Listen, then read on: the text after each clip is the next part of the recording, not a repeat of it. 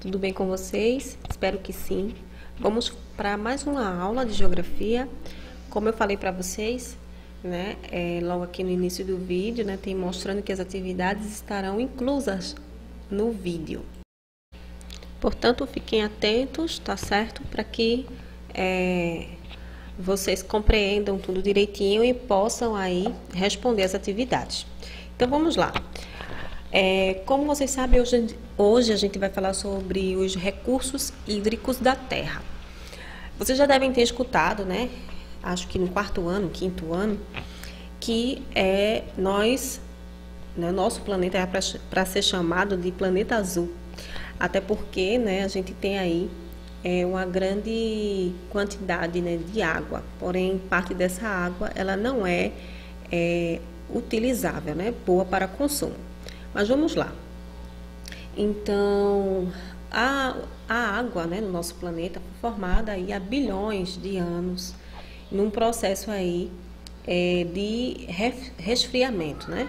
Então, com o surgimento dos primeiros oceanos, a gente tem aí, né, as primeiras formações hídricas, né? Então, a partir daí é que foi possível existir as primeiras formas de vida, tá certo? É impossível, gente. Então, sem água seria impossível ter vida. Então, a gente tem que saber que esse recurso é um recurso muito importante e muito necessário para nós, seres humanos, e para os seres vivos em geral. Aqui eu coloquei para vocês uma divisão de estudo, né? A gente vai primeiro aqui conhecer um pouquinho da hidrosfera, né? Que é o ciclo da água. A gente viu a classificação de hidrosfera lá no começo, né, do capítulo, no começo do livro 2, né? Onde a gente fala, né, da formação, né, da Terra, e a gente diz aí com as camadas, né? A gente também fala sobre hidrosfera, atmosfera, lembram? Pronto, então, acredito que foi no livro 1 ainda, né? A estrutura da Terra, as camadas, na verdade. Então, vamos prosseguir. Então, eu vou falar também da distribuição, né, dos recursos hídricos, do estresse hídrico e também dessa disponibilidade hídrica que a gente tem. Então, vamos começando aqui, vamos prosseguir. Então, vamos falar primeiro sobre a hidrosfera e o que é e como funciona, tá certo? Então, a hidrosfera, como vocês sabem, é a camada líquida da Terra, tá certo? É todo o conjunto de águas existente no nosso planeta, isso incluindo aí continentes, oceanos e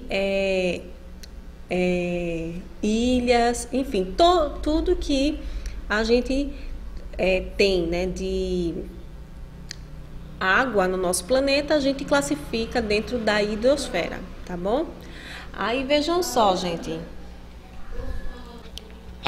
Bom, como eu falei para vocês, o fato da nossa Terra ser considerado aí um planeta que possui uma grande quantidade de água, não significa que essa água ela é apropriada para o consumo humano, tá certo? Então, a distribuição da água na Terra, né, no nosso planeta, a gente pode chamar também de planeta água.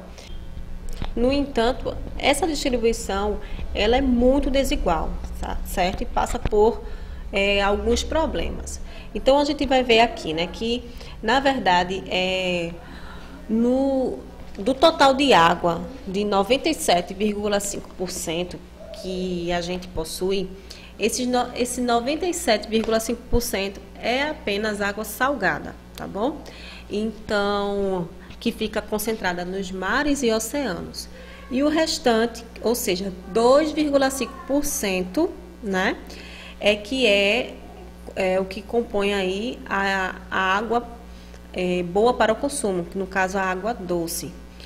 E no caso, né, são chamadas de águas continentais. Então, a gente tem um número muito pequeno, né, de água, quando se trata de água para consumo. O ciclo da água acontece da seguinte forma, né? Podemos verificar que a água ela vai percorrer caminhos bem diferentes, porém, faz parte de um mesmo ciclo, certo? Então, grande parte da água que cai sobre a terra, ou seja, a água da chuva, se transforma novamente em vapor, né? E por meio de evaporação, certo? Ou evapotranspiração, podemos dizer assim. E a partir daí, o ar é saturado e formam-se nuvens, ocorrendo assim uma precipitação em forma de chuva. Ou em alguns lugares vai acontecer até neve ou granizo, certo? O que é mais provável, assim, o que a gente mais conhece, né, na nossa região onde moramos é a questão das chuvas mesmo, né? Então, outra parte dessa água, ela é congelada, e isso quando se trata ali em regiões polares ou montanhosas, tá bom? Então, depois que acontece a precipitação, uma parte dessa água vai escoar pela superfície em direção ali aos cursos de água e oceanos, rios, tá certo? E outra parte ela vai se infiltrar dentro do solo. Então, ali vão ficar entranhadas e vão formar águas subterrâneas. Agora a gente vai ver um pouquinho aqui das distribuições desses recursos, né, dos recursos hídricos. Bom, esses recursos, eles se encontram também de forma desigual, tá bom? Então, são separados aí e a gente tem vários fatores que interferem nessa distribuição. Então, eu tenho aqui, ó, a temperatura e a precipitação. E o que vai definir isso aí? São as condições climáticas, que vai me dizer como será distribuído esse recurso hídrico. No Brasil, nós temos as chamadas bacias hidrográficas, tá certo? Que são as bacias que são responsáveis pela distribuição hídrica do país. Então, eu tenho a bacia do Paraná, a bacia do Paraguai, tá certo? Também tenho a bacia do Uruguai e a bacia amazônica. Então, cada uma, né, tem aí representa, né, uma parte, né, na distribuição. E o nosso país, ele tem assim uma imensa rede de drenagem de diversos rios, e isso faz com que o Brasil ele consiga um bom grupo, né, de bacias hidrográficas, e também fornecem aí, daí uma característica econômica e gera economia para o país, né, e também recursos naturais. Então, vejam só, aqui eu queria que vocês vissem na página 402 do livro de vocês, até a 405, onde vai estar falando sobre as bacias do Brasil, tá bom? Aí, para a gente não ficar com a aula muito longa, e esses detalhes vocês têm que anotar de todo jeito, né? Então, é bom que vocês deixem marcadinho aí no próprio livro, tá bom? Então, como eu falei para vocês, existe também uma distribuição dos recursos hídricos, né, que são chamados de características geomorfológicas, que eu posso definir aí em duas questões, que é por meio do escoamento e por meio da infiltração, né? Então, como eu falei para vocês, naquele processo, né, de chuvas, né, onde acontece a evaporação e a evapotranspiração, né, existem aí duas questões cruciais. As águas das chuvas, ela vai escoar, né, no caso escorrer, e também vai acontecer o processo de infiltração, tá certo? Onde essa água vai ficar ali no subsolo. Aqui eu coloquei para vocês a explicação assim mais detalhada, né? Então eu coloquei aqui escoamento, né, que é a parcela de precipitação que não é dissolvida, né? Então ela acaba evaporando e que também escorre pelas superfícies da terra. Já a infiltração, ela vai penetrar, né? Essa água vai penetrar dentro, né, do solo.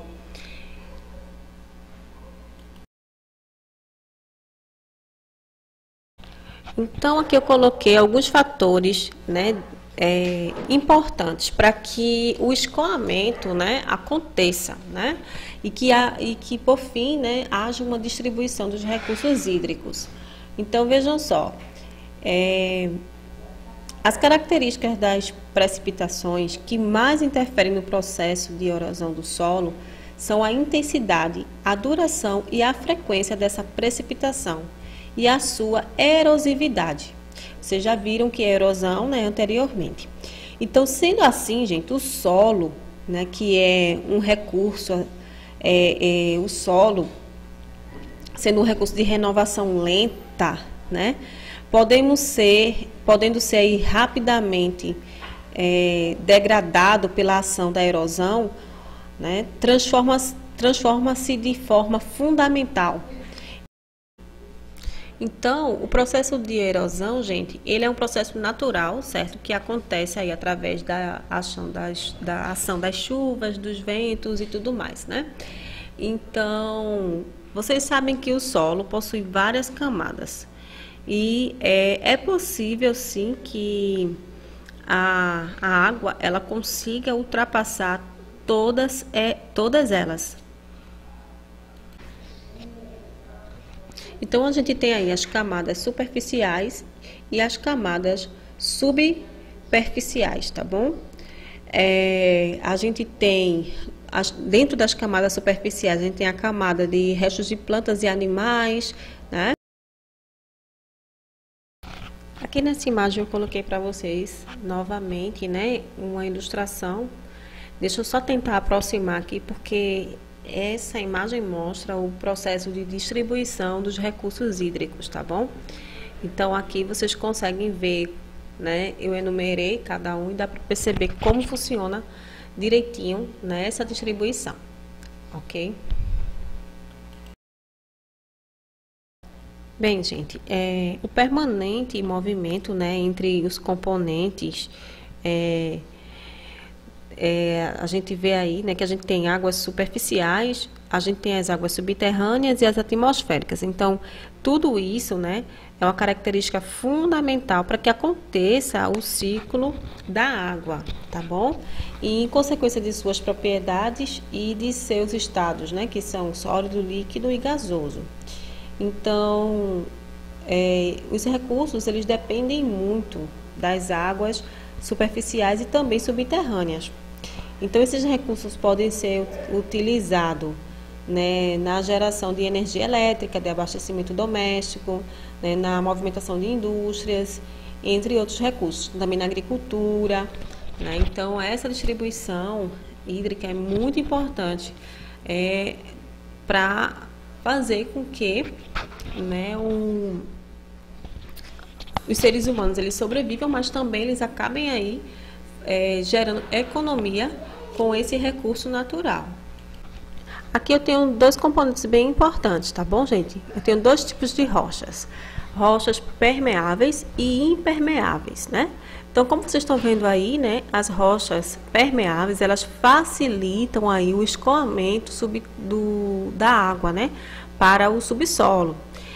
Já as impermeáveis, elas vão aí ser essencial para o escoamento dessa água para os rios, ou seja, essa água ela não vai conseguir penetrar no subsolo. Aí ela escorre e vai para os rios, tá bom? Também temos aí outra questão em destaque, que temos também a questão da permeabilidade, tá certo? Então, o que é isso, né? É a capacidade de sugar, né? No caso de fazer com que essa água entre com facilidade ali entre os poros do solo, tá bom? Temos aí também, né, a questão da distribuição através dos lagos e lagunas, tá bom, gente? Como eu já falei no começo da aula, né, grande parte da água doce do nosso planeta está aí congelada em geleiras, tá bom? Então, topos de montanha e também nas regiões polares. A outra parte considerável está distribuída em áreas subterrâneas, ou seja, introduzidas dentro da Terra. Então, uma pequena parcela é representada aí pelos lagos e rios. Então, por meio do afloramento de água subterrânea e do derretimento do gelo, né, de áreas montanhosas, formam aí a questão aí dos rios. Eles são fluxos de água que correm naturalmente, né, de áreas mais altas para áreas mais baixas e apresentam diversas nomenclaturas que representam aí em cada parte. Então a gente pode dizer aí que a gente tem, né, deixa eu botar uma ilustração aqui dessas nomenclaturas para ficar mais fácil para vocês entenderem. Bom, gente, temos aqui as nomenclaturas, né?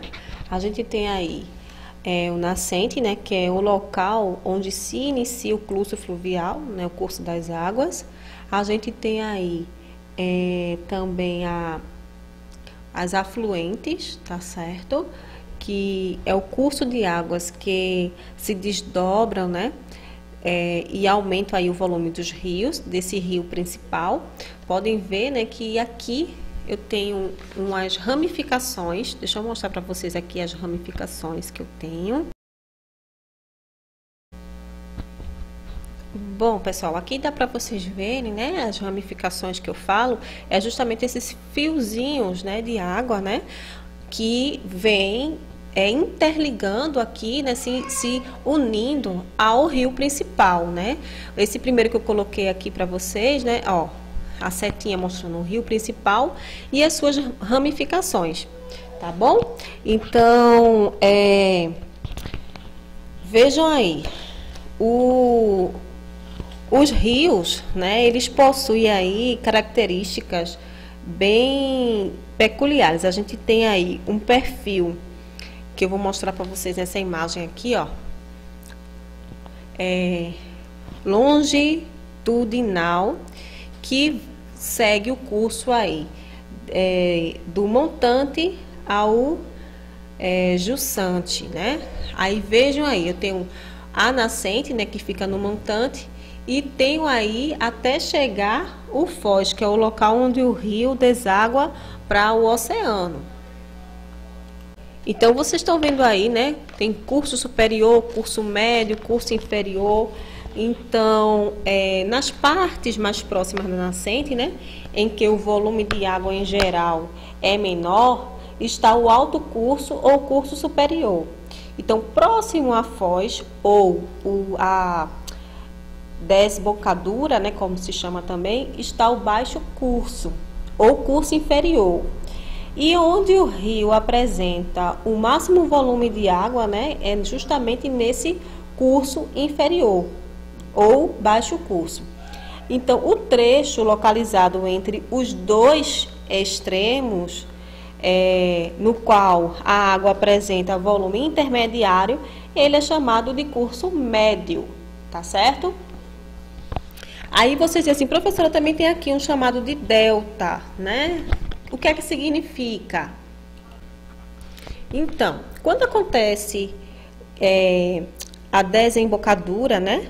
No caso aí da foz, né? Que é no caso quando o rio ele se introduz ao oceano, ou lagoa, ou lago, né? Ou até mesmo a um outro rio, ele apresenta duas características distintas que podem ser realizadas por duas formas: delta ou estuário, né?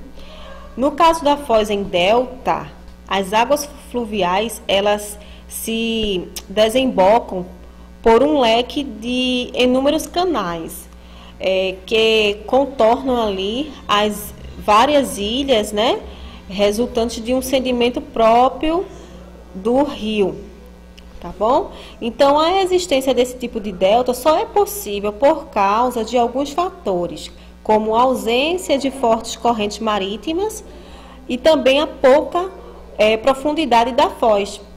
E também a grande quantidade de transporte, de materiais sólidos, tá certo? Então, fica aí para vocês, né, a explicação de como funciona o delta. Bom, esse aqui não veio no livro de vocês, mas eu coloquei de forma mais abrangente, né? Eu coloquei a distribuição hídrica da questão mundial. Então, eu vou deixar essa imagem para vocês verem como é que funciona essa distribuição mundial, mas eu não vou cobrar isso de vocês, né, em atividades, tá bom? Porque no livro de vocês não veio cobrando isso, tá bom? Bom, pessoal, aqui, né, como eu falei para vocês, né, chegamos à atividade do dia, da aula de hoje.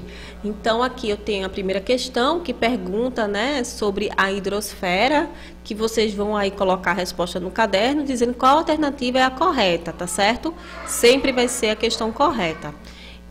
Só tem uma alternativa em cada questão, tá bom? Então, leia com atenção e responda.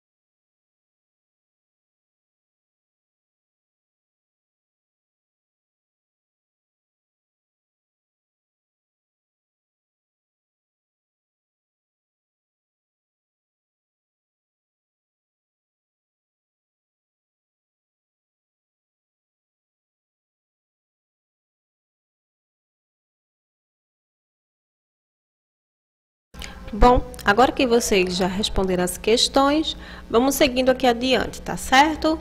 A gente vai falar agora sobre o estresse hídrico, tá bom? Então, o que é que acontece aí, né? Existe a questão da poluição que vem afetando grandemente, né, a nossa natureza, principalmente nossos mares e rios, o que ocasiona um estresse hídrico, ou seja, a procura pela água, né, ela está excedendo a quantidade disponível liberada pela natureza, certo? Então, fatores, né, como a seca, o enfraquecimento dos lençóis freáticos, né, a falta de saneamento básico, muitas questões contribuem para que a água ela se torne cada vez menos acessível. Então, em algumas localidades, principalmente em bairros, né, em subúrbios das grandes cidades, é muito comum que o abastecimento de água ele não seja regular. E isso ocorre justamente pela questão, né, da desorganização e também da manutenção dessa água. Até porque, né, a gente tinha ali, principalmente aqui na cidade do Recife, tínhamos rios que antigamente poderíamos até beber da água desse rio. Porém, a poluição vem aumentando gradativamente e isso compromete muito, tanto o abastecimento de água, como também a questão de ter uma água de qualidade, uma água pura, tá certo? Então, para que a gente possa ter uma consciência, né, de cuidar melhor desse recurso, que é tão importante para a sobrevivência humana, ok?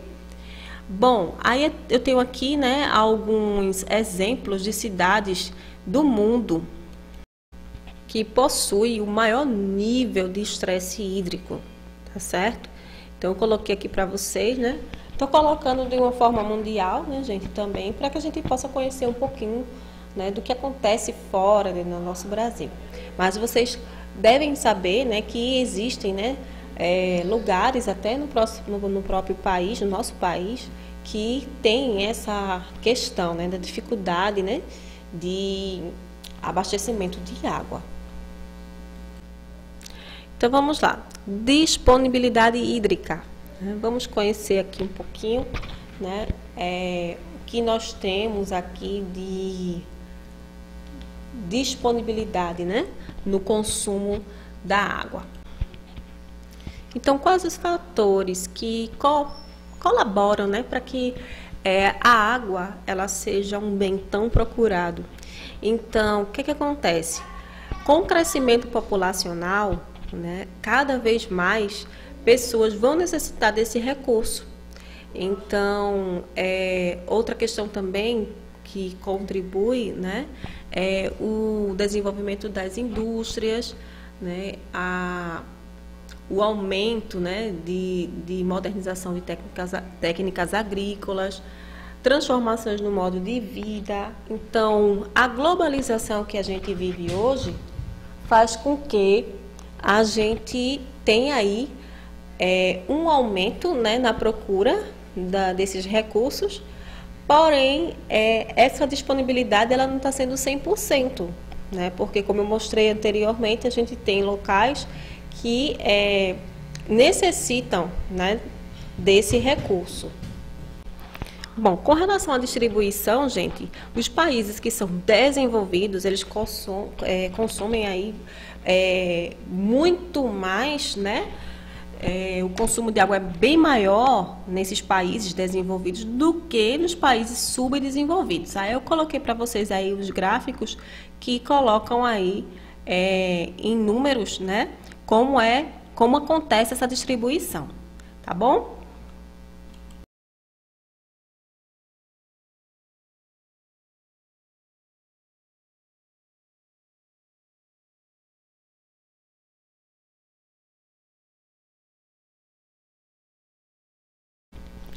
Bom, novamente vamos colocar em prática o que a gente aprendeu, tá certo? Você pode pausar, voltar o vídeo quantas vezes vocês quiserem para responder as questões, tá bom?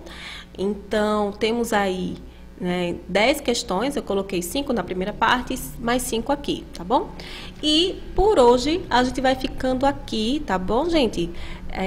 Esse conteúdo que vocês viram agora se refere ao capítulo 3 do livro de vocês, tá bom? A gente está quase terminando esse livro, falta bem pouquinho, falta mais um capítulo apenas, certo? Aí, novamente, se vocês tiverem alguma dúvida, vocês podem entrar em contato comigo, tá bom? E a gente vai tirando na medida do possível, tá certo, gente? Então, fico por aqui, fiquem com Deus e até a próxima aula.